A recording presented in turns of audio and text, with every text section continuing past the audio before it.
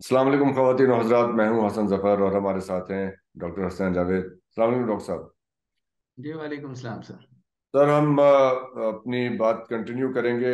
पहले हमने एक ताज़ियती और उनकी हेनरी किसिंजर साहब की आज वफ़ात पे हमने वो रिकॉर्ड किया था। अब हम उनके पाकिस्तान के बारे में जो उनके मामलात रहे हैं, उनकी सोच रही है और जैसे उन्होंने पाकिस्तान को डील किया है, हम अपने पिछले एपिसोड में ये बात कर चुके हैं कि उन्होंने आपने इस बात पे ज़रा इशारतन ये बात की थी कि उन्होंने पाकिस्तान को चीन के साथ ताल्लुकात बनाने के लिए इस्तेमाल किया। तो इस्तेमाल करने से क्या मुराद है आपकी इस बारे में कि हम क्या उसमें इस्तेमाल हो गए? ये बात, इस्तेमाल का लफ्ज जरा एक्सप्लेन कीजिए इसमें।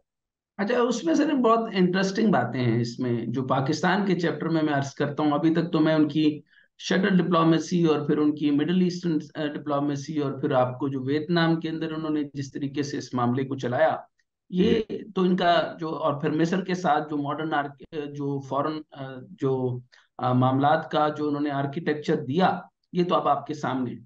लेकिन जो कैसेंजर साहब ने 1971 में पाकिस्तान की सालसी में चीन के साथ मुज़ाकरात के लिए इस्लामाबाद के रास्ते बीजिंग की खुफिया दौरे किए थे। राइट। अब ये जो मुस्तामिल की मैंने आपको बात की ना, वो कैसे हुआ हम्म। कि उसकी डिटेल्स आपको भी ज्यादा पता है कि किसका जहाज कैसे इस्तेमाल होता था। और शायद वो पाकिस्तान में नहीं थे, चीन में थे, लेकिन मशहूर ये हुआ था कि वो इस्तेमाल शायद से पाकिस्तान इस्तेमाल में से ये लगता है जैसे पाकिस्तान के मफादात के खिलाफ ये काम हो गया। तो पाकिस्तान ने उससे फायदा क्यों नहीं हासिल किया? अगर नहीं। वो जी। मामला तो इन्हीं के थे ना, मामला इन्हीं के थे। ये खुद से अगर उसको हैंडल कर सकते तो कर लेते, लेकिन यस। पॉइंट ये था कि उस टाइम पर ये स्पेस थी और दोनों तरफ से मामलात होना थे। हालांकि होना ये था, मैं उनके बल्कि हेनरी किसिंजर साहब के अपने ही अल्फाज आपके सामने जो एक इंटरव्यू के दौरान उन्होंने दिए। आमतौर पर ये याद रखिएगा कि हेनरी किसिंजर साहब के बहुत कम इंटरव्यूज आपको जो है उनकी एक्टिव लाइफ के दौरान मिलेंगे। उसके बाद जब वो देते थे, वो एज बिंग टीचर जो है वो, यानी जैसे प्रोफेसर पढ़ा रहा होता है, तो जी। वो वर्ल्ड व्यू के बारे में पढ़ा दिया करते थे। लेकिन अब जो ये मैटर मैंने आपको बताया कि जिस तरीके से खुफिया मामलात होते थे, वो बता रहा हूं कि ये बैक वक्त एक जो है वो खुफिया मामलात भी बनाते थे, ओपन स्ट्रेटजीज भी बिल्ड करते थे, और अमेरिका को का एक सफारती तौर पर एक नया नक्शा तैयार करने वाले मॉडर्न आर्किटेक्ट भी यकीनन थे। बहरहाल इस्लामाबाद के रास्ते सर ये बीजिंग के खुफिया दौरे किया करते थे, क्योंकि अमरीकी सदर निक्सन ने पाकिस्तानी सदर याहिया खान के चीन के साथ खुफिया सफारतकारी के लिए मदद मांगी थी। यस। अब आपको बात समझ में आ जी गई। जी, समझ रहे हैं। अच्छा, और इससे पहले सदर, उसके बदले उन्होंने मशरकी पाकिस्तान में जो हो रहा था वहां पे भी अमेरिका का एक किरदार था। और इंदिरा गांधी को वो बहुत नापसंद करते थे। अब मैं वो अल्फाज नहीं, उनकी शान में जो उसमें कहते मामला हैं थोड़ा, दोहराना नहीं चाहता। वो भी मैं अर्ज करता हूँ। वो वो वो मैं अर्ज करता हूँ, जो बंगाल के अंदर मामला चल रहे थे उसके अंदर भी मैं अर्ज करता हूँ कि वो भी उनका अपना मैटर चल रहा था। और उसके दरमियान में फिर जाहिर सी बात है कि जो सुपर पावर्स होती हैं उनको अपनी मदाखलत किस तरह करनी पड़ती है, वो मैं अर्ज करता हूँ। जी जी। अब जो मामला उनकी पॉजिटिविटी अगर वो ना होती उनके अंदर, तो फिर वो चाइना और यानी चीन के और यूएस के ताल्लुकात क्यों बेहतर करवाते, और आज भी यानी 100 साल के वो मरने से पहले भी यानी जहां पर 65% की इंपोर्ट और एक्सपोर्ट के अंदर पाबंदी लगी हुई थी, उसका भी वो जो है वो आर्बिट्रेशन करा कर गए हैं। तो इसका मतलब है कि is man of his words. Yes. अच्छा, एक बहरहाल मैं कंटिन्यू इतना ज्यादा ऐसा, अब देखें कि निक्सन से लेके अब ये ट्रम्प तक ये एक्टिव रहे हैं, प्रेसिडेंट्स को काउंसलिंग प्रोवाइड करते रहे हैं। और बुश जूनियर ने तो बड़ा ओपनली आके एक अपने इंटरव्यू में कहा कि मैं अपने हर इंपॉर्टेंट में, स्पेशली 9/11 का जब वाकया हुआ है, तो वो सबसे पहले किसिंजर साहब के पास गए हैं कि अब हमें क्या करना चाहिए, कैसे रिस्पॉन्ड करना चाहिए। तो कहने का एग्जैक्टली मतलब यह है तो कि आज जो वो मैं बेसिकली जो एक्टिव एनालिसिस रहे पेश हैं कर रहा हूँ, रिटायरमेंट के बाद भी। I mean he never actually retired. 100 साल मैं तो की उम्र में। बेसिकली आज जो है वो एनालिसिस से ज्यादा मैं इसकी रेक्टिफिकेशन के ऊपर बात कर रहा हूँ कि तारीख के अंदर जो झोल हैं, जो ज्यादातर ये साबित करने को तैयार हैं कि वो हेनरी किसिंजर साहब जो थे वो वॉर क्रिमिनल थे। मैंने जो अभी तक तारीख देखी है उसके अंदर इसके ट्रेसेस मुझे कम मिले हैं। राइट। अच्छा, अब जैसे सदर याहिया साहब का मैंने आपको बताया कि उन्होंने चीन के साथ खुफिया सफारतकारी के लिए उन्होंने मदद मांगी थी। तो इससे पहले सदर रिचर्ड निक्सन जो थे, 1 अगस्त 1969 को पाकिस्तान के 2 रोजा दौरे पे आए थे, जी। जहां इनकी सदर याहिया खान से मुलाकात हुई। और फिर इन्होंने, निक्सन और हेनरी किसिंजर ने पाकिस्तान को चीन से राब्ते का बेहतरीन पुल करार दिया, यानी the bridging up the gap. Yes. इस वक्त हालात ये थे कि पाकिस्तान शदीद सियासी बहरान का शिकार था। अच्छा, जब मैं ये लफ्ज कहता हूँ ना कि सियासी बहरान का शिकार था, तो कायदे आजम की रहलत के बाद से आज तक कोई दफा भी आपने जुमला ये नहीं सुना होगा कि पाकिस्तान शदीद सियासी बहरान का शिकार नहीं था। जी जी। बहरहाल, हमेशा इधर अमेरिका नाजुक मोड़ पे। जी। अच्छा, अमेरिका जो था सर, इधर सर्द जंग के उस जमाने में चीन और सोवियत यूनियन के दरमियान पैदा होने वाली नजरियाती और उस वो जो मामलात थे उसकी खलीज का फायदा उठाना चाहता था। यानी जो सोवियत यूनियन के दरमियान, चीन और सोवियत यूनियन के दरमियान में पैदा हो चुके थे, यस। वो यस। उस खलीज को पुर करना चाहता था और उसका फायदा उठाना चाहता था। और हम्म। पाकिस्तान इस हवाले से अमेरिका की बेहतरीन मदद कर सकता था। और पाकिस्तान तो ने की। पाकिस्तान में, एग्जैक्टली exactly, अब वो मैं उसके मामले में आता हूं कि क्यों ये दो अलग अलग हो गए, इंडिया टुवर्ड्स द सोवियत कैसे हुआ और पाकिस्तान टुवर्ड्स द अमेरिका कैसे हुआ। जी। ठीक है। ठीक है। जी। अच्छा, पाकिस्तान में 1970 में जनरल इलेक्शन हो चुके थे, मगर हुकूमत साजी में ताखीर हो रही थी। अच्छा, ये देखें, आज का दौर और वो दौर, आपको ऐसा लग रहा है कि मैं आज का दौर सुना रहा हूँ। हाँ, हम हमारे लिए तो सारे देखिए, दौर एक ही जैसे हैं सर। जहाँ यानी सर जहाँ। 1970 में, यानी आप यूं देख लें, अभी मैं आपको एक और चीज भी शेयर करूंगा जो 1977 अगस्त में छपी थी। इनका नाम है Lewis M Simmons, Pakistan allies US plot. तो आपको जो मैं तकरीर, जो भुट्टो साहब ने असम्बली में तकरीर की थी, ऐसे लगता है जैसे इमरान खान ने उस दौर में तकरीर की हो, यानी इस जनरल दौर में असेंबली वाली तकरीर की उसके, बात कर रहे हैं आप? हमें एक अभी अभी जिक्र करना। जी। जी।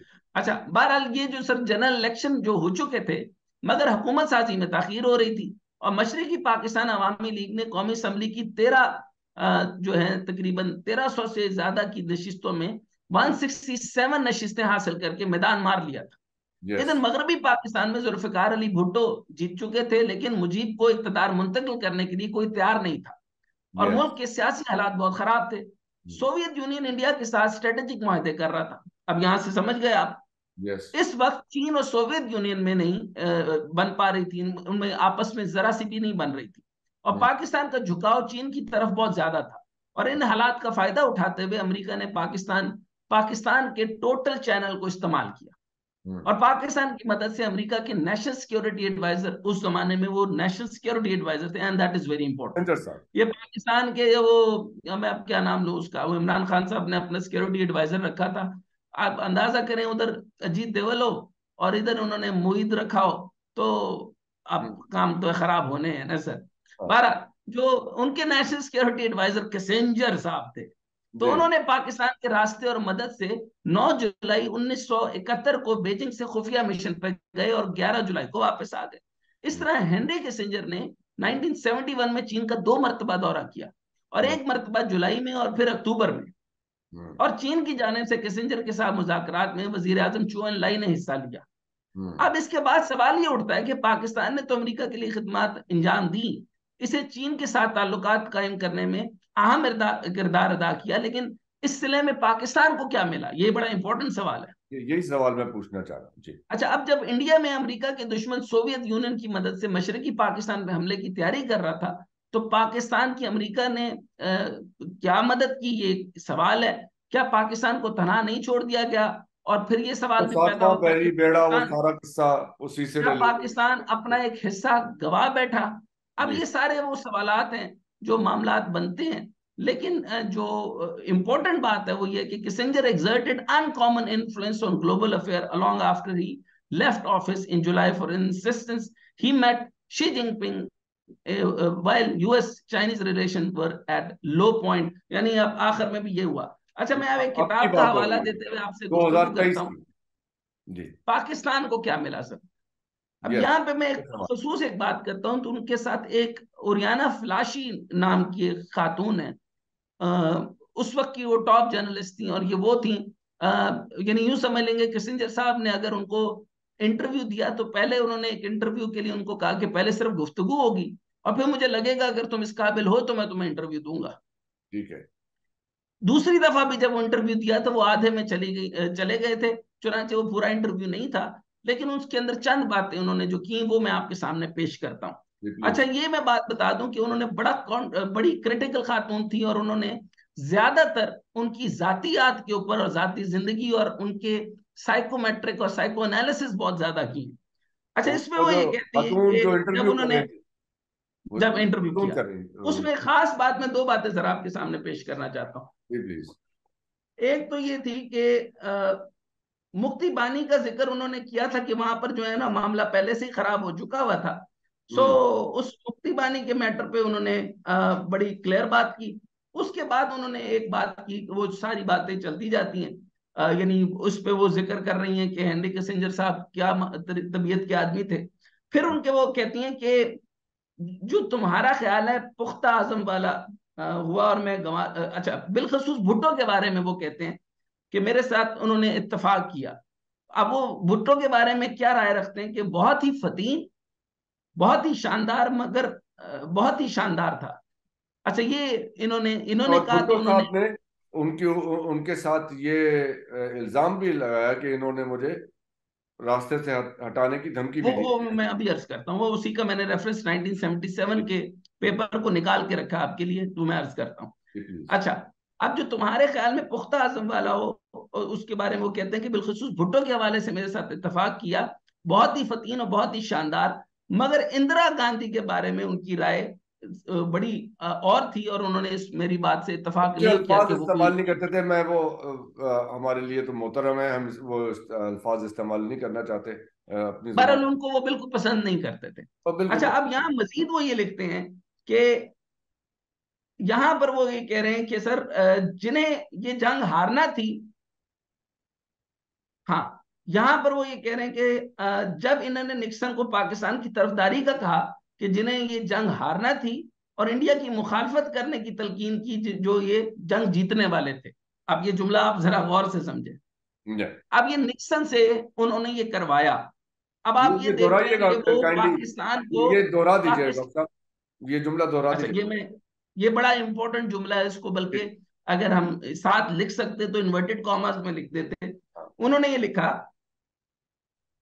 कि पाकिस्तान इंडिया के झगड़े के दौरान निक्सन को की बात करते हैं कि इसने निक्सन को पाकिस्तान की तरफदारी का कहा था।